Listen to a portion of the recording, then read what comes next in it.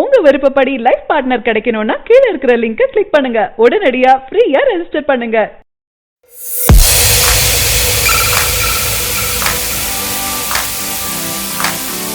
தளபதி 63 படத்தில் 96 பட ஸ்பெஷல். அட்லி தளபதியை வைத்து இயக்கி வரும் படம் வேலைகள் வேகமா நடந்துட்டு இருக்கு.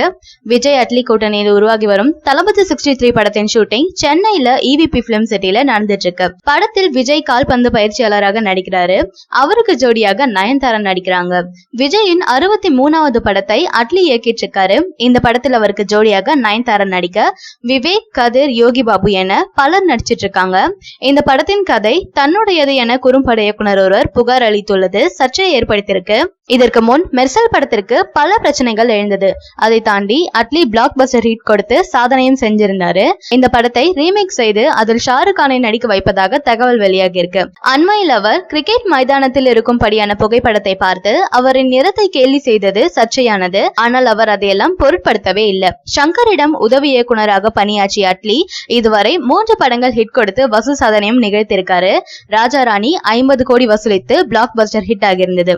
தெரி படம் 156 கோடி வசூலித்து மெகா கமர்ஷியல் பிளாக் பஸ்டரும், மெர்சல் 256 கோடி வசூலித்து ஆல் டைம் இண்டஸ்ட்ரி ஹிட்டாகவும் இருக்கு.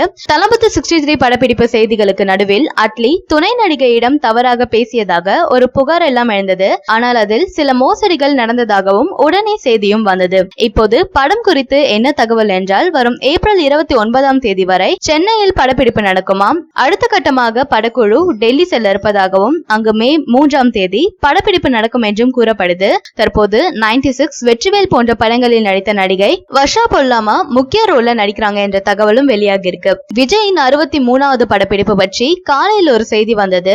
அதாவது 100 அடிக்கு மேல் வைக்கப்பட்ட ஒரு லைட் கீழே விழ அதில் ஒருவர் விபத்தில் சிக்கி இருக்காரு.